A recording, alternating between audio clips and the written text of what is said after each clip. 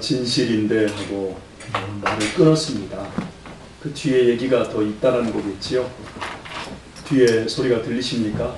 네. 예. 11절 말씀을 보면 중반절을 보겠습니다. 예루살렘에 예배하러 올라간 지 열 이틀밖에 못 되었고 라는 말이 있습니다.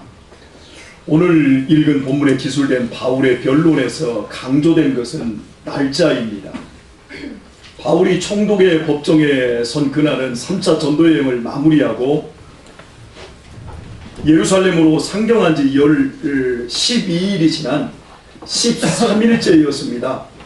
예루살렘에 도착한 바울은 다음날 초대교회의 지도자인 사도 야고보를 만났고 그날부터 7일 동안 성전 결례를 행했습니다. 그리고 소동이 일어나 감방에 투옥되고 8일째 되는 날 사내들인 공회에 세워졌고 다음 날 밤, 즉 9일째 밤에 가이사랴로 이송되었습니다.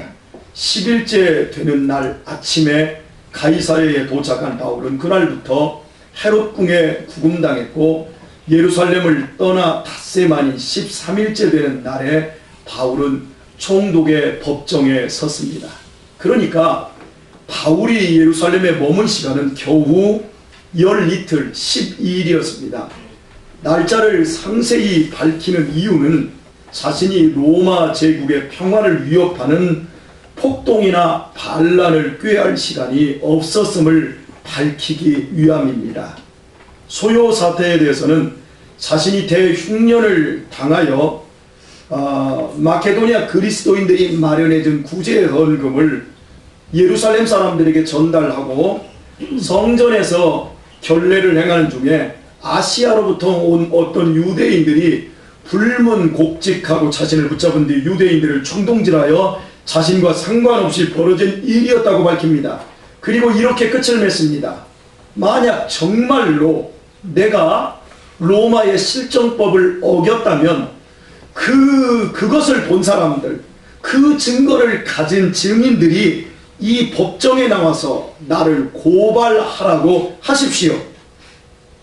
이렇게 도전적으로 변론이 끝났지만 대제사장 편에서는 누가 나서거나 어떤 증거도 되지 못합니다.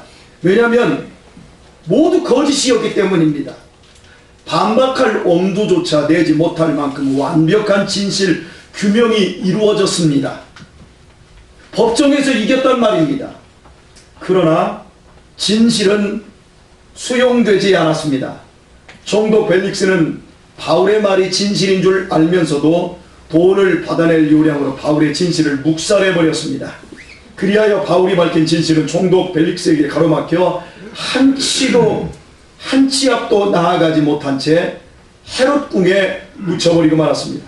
그것도 2년씩이나 사장되었습니다. 바울의 입장에서 보자면 매우 억울하고 분통 터질 일입니다. 그런데 본문 어디에도 바울이 자기 감정에 사로잡혀 날뛰는 모습이 전혀 없습니다. 우리가 이미 앞전에 살펴본 대로 바울을 더 강하게 하시려고 하나님께서 계획하신 일이었습니다. 하지만 그것은 결론입니다. 바울이 처음부터 하나님의 큰 그림을 보았을 리가 없습니다. 하나님의 뜻은 처음부터 드러나지 않기 때문입니다. 언제나 하나님의 뜻은 막막하고 분통 터지는 현실이 먼저입니다. 제 경우를 말씀드리겠습니다. 저는 개척에 대한 생각이 전혀 없었습니다. 그런데 개척하였고 오늘 여러분을 만났습니다. 개척에 대한 생각이 전혀 없었던 이유는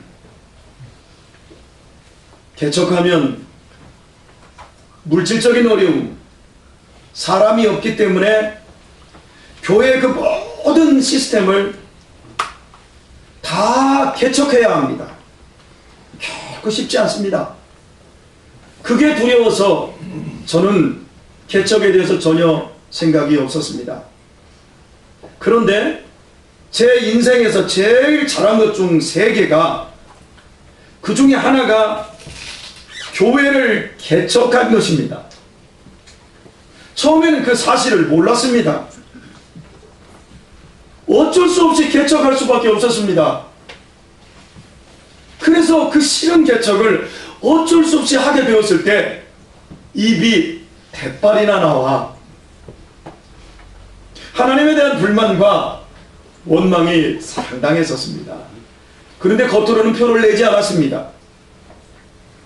하지만 개척하는 그 가운데 제가 그리도 두려워하고 그리도 피하고 싶었던 상황들을 현실에서 직면하고 또 그것들을 견디고 혹은 그것들을 이겨내면서 피부로 와 닿는 하나님의 은혜를 많이 경험을 했습니다.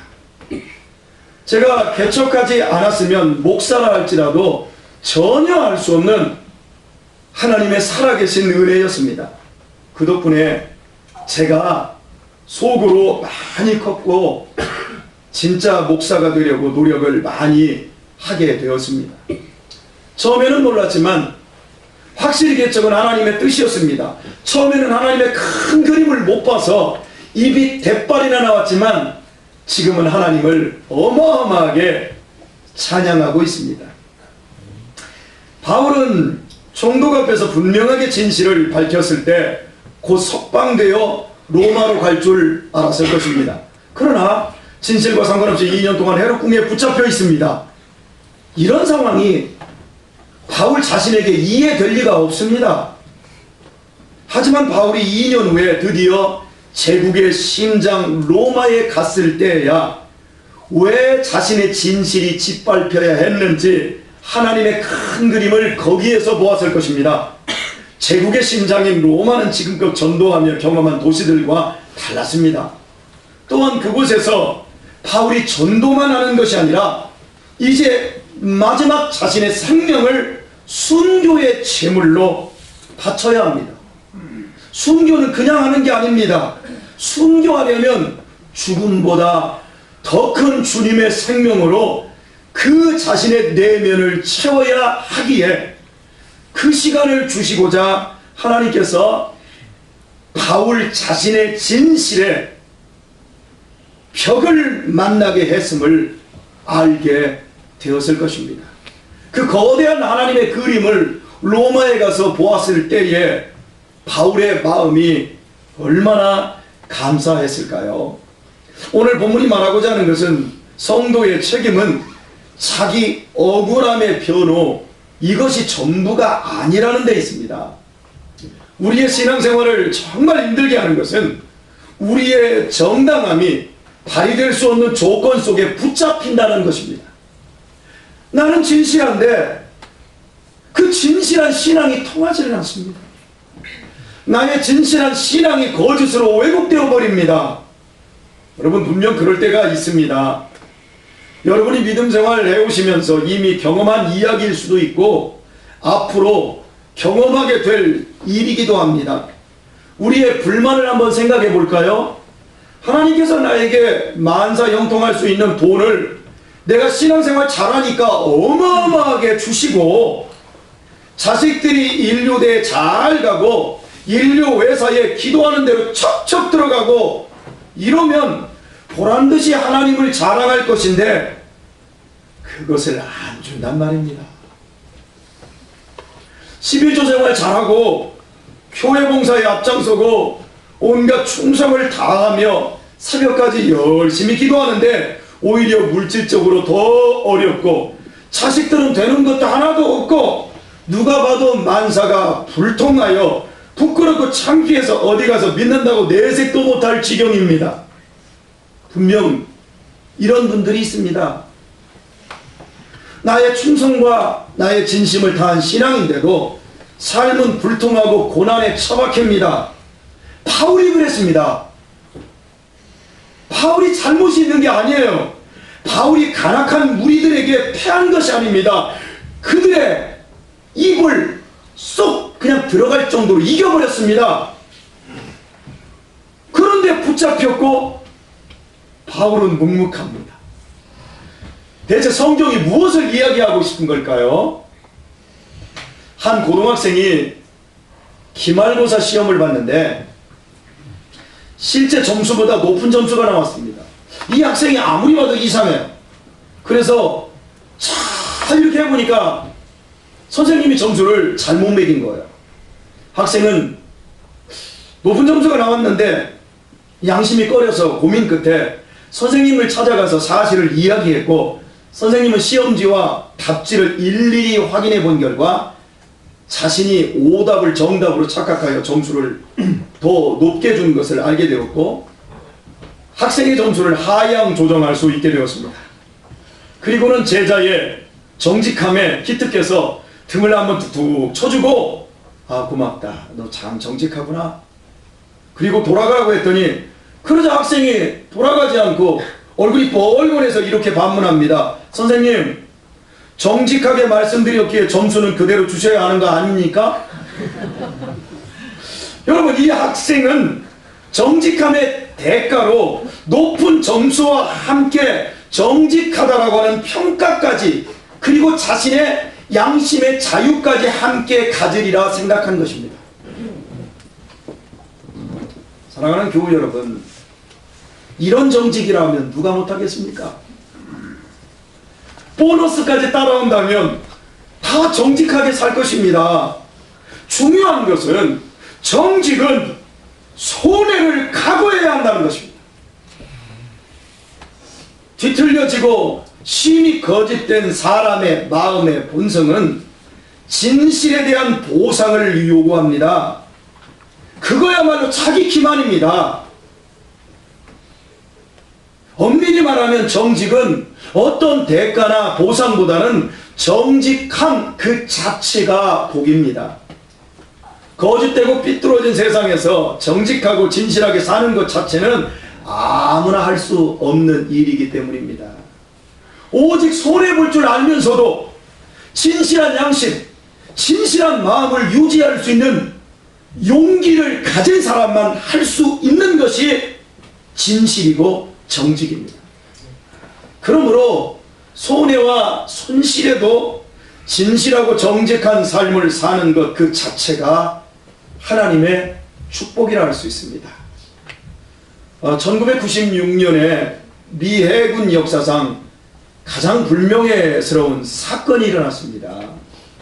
여러분, 미국은 이 엘리트 코스로 갈 수 있는 길이 있습니다. 대통령까지 가는 그 길에 있어서 제일 좋은 길이 해군사관학교에 들어가는 겁니다. 그 중에 하나가. 자, 그런데 불명예스러운 사건에 연루된 생도들이 퇴교 조치를 당하게 되었습니다. 이들 중 대부분은 부모가 거짓말을 하도록 시켰습니다. 부모들은 사건의 진실을 모두 알고 있었고, 그것이 드러날 경우 자신의 아들들이 그 좋은 해군 사관학교에서 퇴교 당할 것을 알았습니다.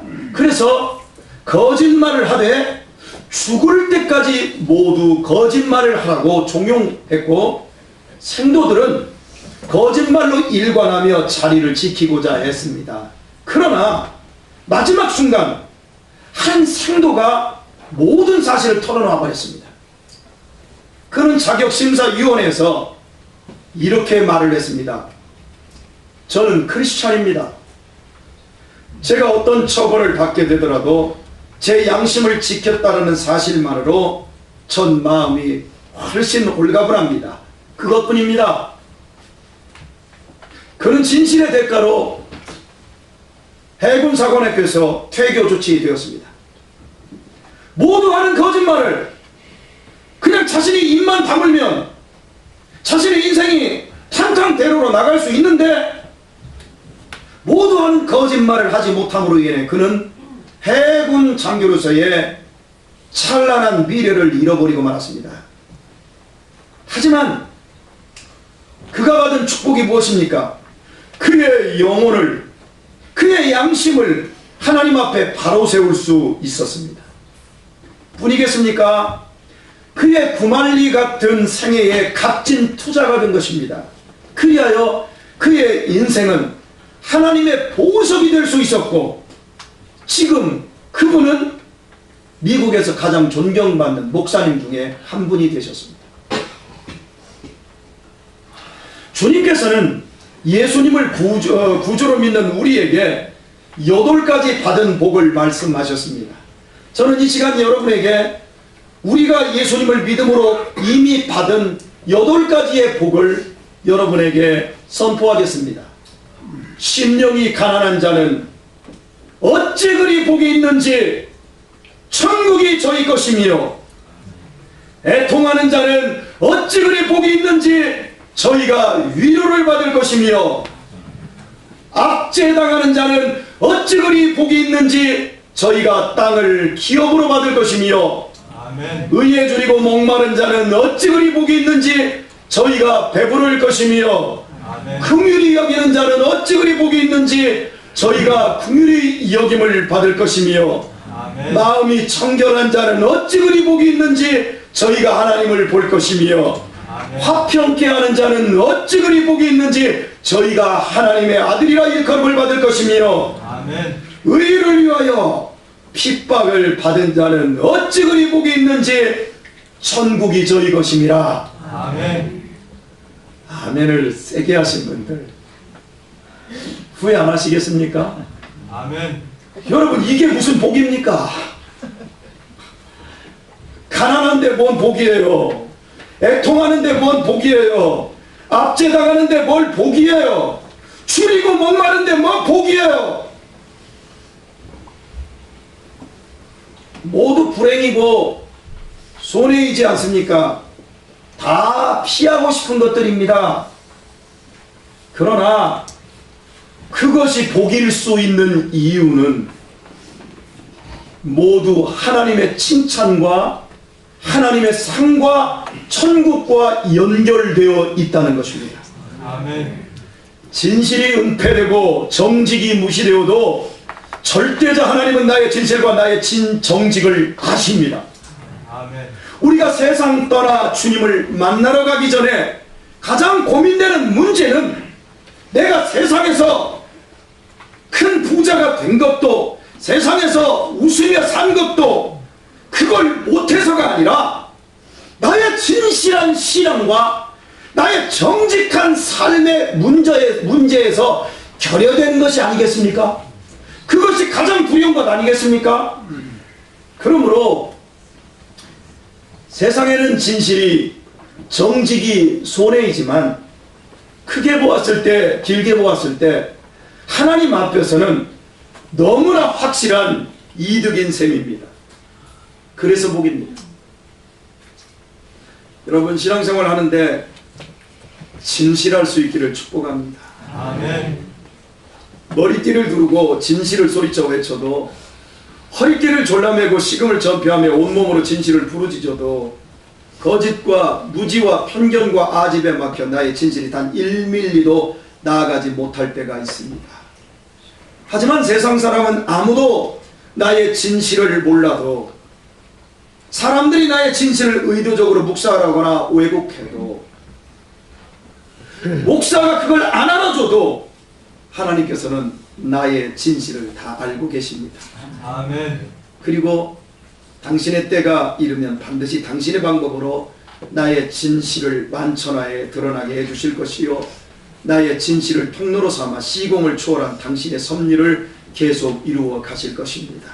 아멘. 그래서 우리는 우리의 진실을 아무도 몰라도 도리어 무사람으로부터 오해받고 거짓 모함을 당해도 절망치 않고 주님 안에서 용기를 다해 의의 길을 계속하여 쫓을 수 있습니다. 잊지 마십시오. 우리의 승부는 지금 사람 앞에서가 아니라 오직 하나님의 때에 하나님 앞에서만 판가름 납니다. 이 사실을 바로 알았기에, 바울이 그것을 알았기에 2년 동안 구금된 상태에서도 억울해하거나 절망하지 않고 분통 터뜨리지 않을 수 있었던 것입니다. 그리하였기에 하나님께서는 바울이 믿었던 대로 신실한 의사 누가로 하여금 바울의 진실을 당신의 말씀인 사도행전에 기록하게 하심으로 지난 2000년 동안 시간과 공간을 초월하여 온 인류 앞에서 그의 진실이 규명되게 해 주셨습니다. 주님께서는 팔복의 결론을 이렇게 맺으셨습니다.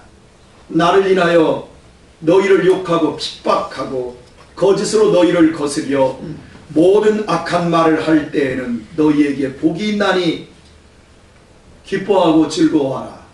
하늘에서 너희의 상이 큽니다. 아멘. 모든 진실과 모든 거짓에는 반드시 상벌이 따르게 되어 있습니다. 하나님은 최후 심판자이십니다. 덮어진 모든 거짓을 들춰내어 벌하실 것입니다. 가려진 모든 진실을 드러내어 상 주실 것입니다. 이 세상에서 안 되었다면 저 세상에서라도 반드시 하실 것입니다. 사랑하는 교회 여러분, 오늘 말씀을 들었는데도 여러분의 열심과 진실이 좌절된 것으로 인해 아직도 억울하십니까?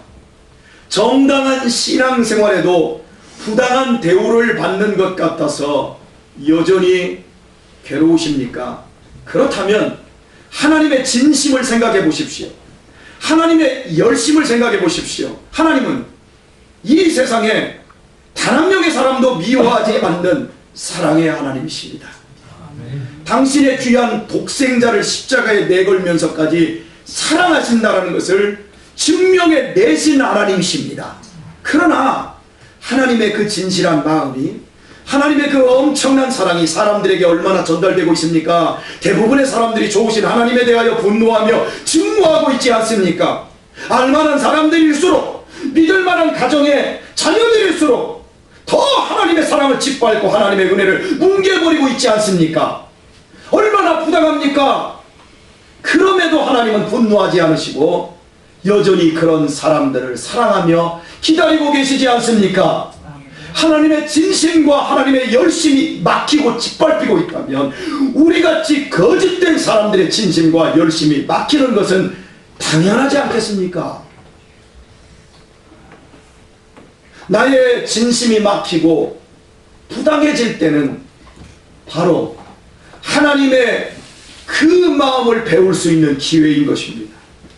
원망하고 분노로 후퇴할 일이 아니라 하나님의 마음을 품고 성장할 수 있는 기회입니다.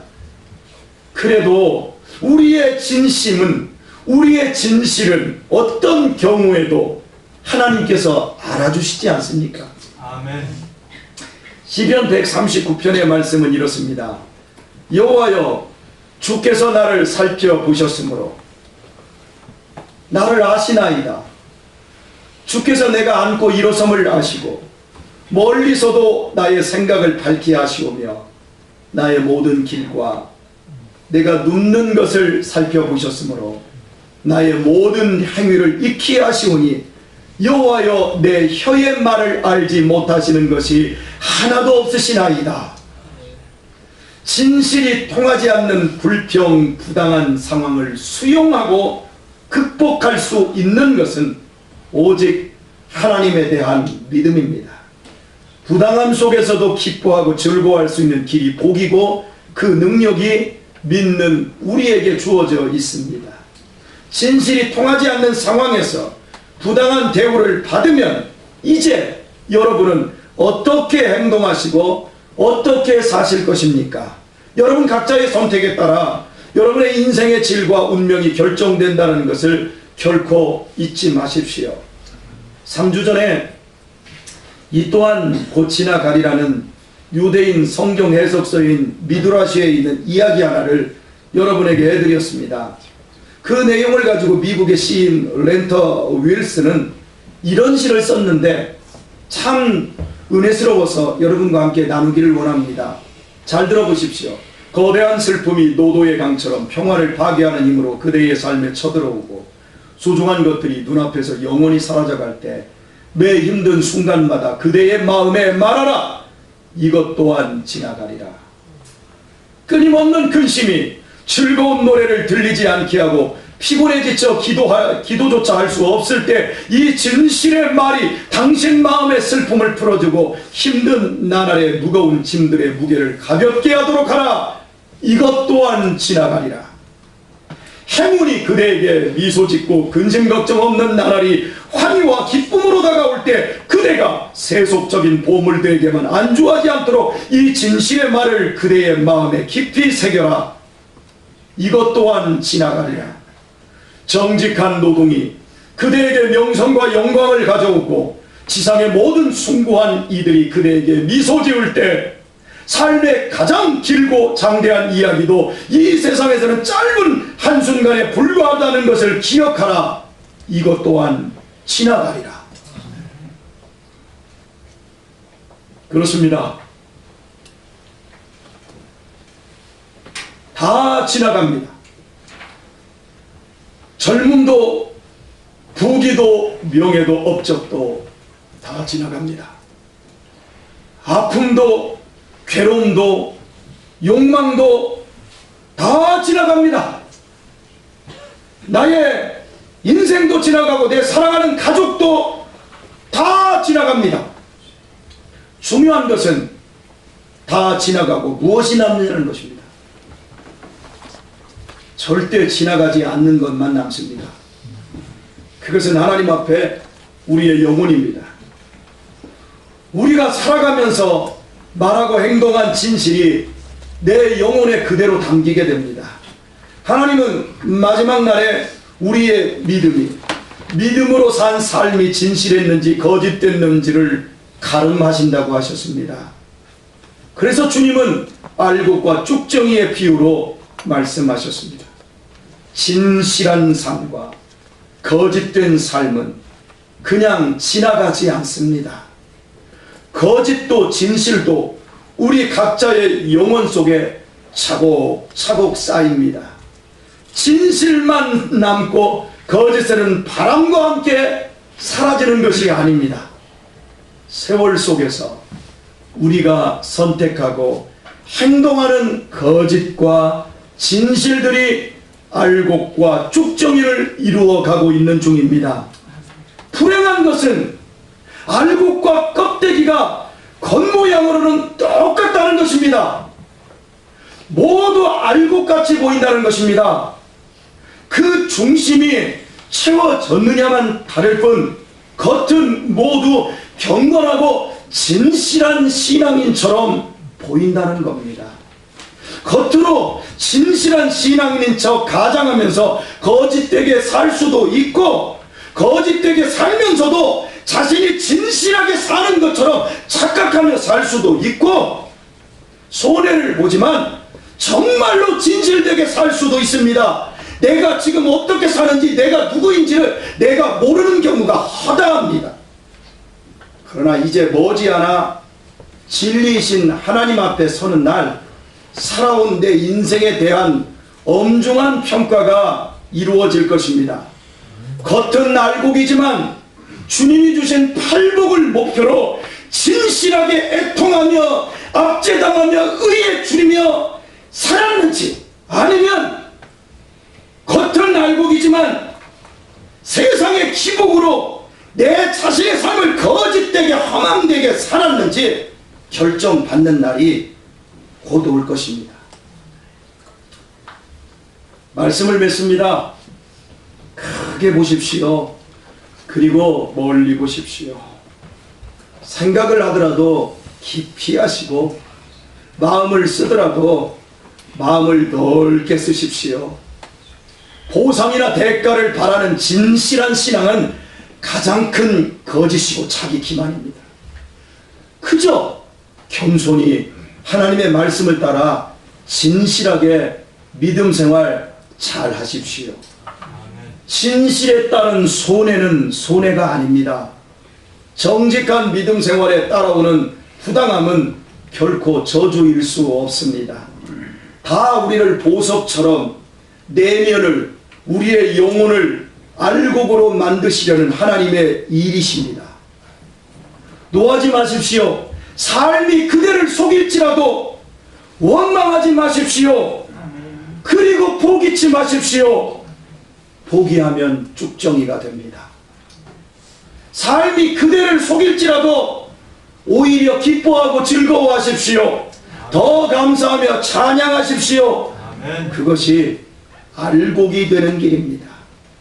반드시 주님께서 여러분의 부당함을 신원하여 주실 것입니다. 이 세상에서 아니라면 저 세상에서라도 분명히 여러분의 진실과 정직을 신원하여 주실 것입니다. 그러나 여러분이 지금 쭉정이인데 알곡인 척 만약 그렇게 산다면 마지막 날에 여러분의 그 쭉정이밖에 되지 않는 그 인생을 하나님이 모두 폭로해 내실 것입니다. 두려워하시고 긴장하시며 진실한 신앙과 삶의 가치를 아시고 남은 시간을 더욱 진실하게 빚어가실 수 있기를 주님의 이름으로 축원드립니다. 아멘. 찬양 드리겠습니다.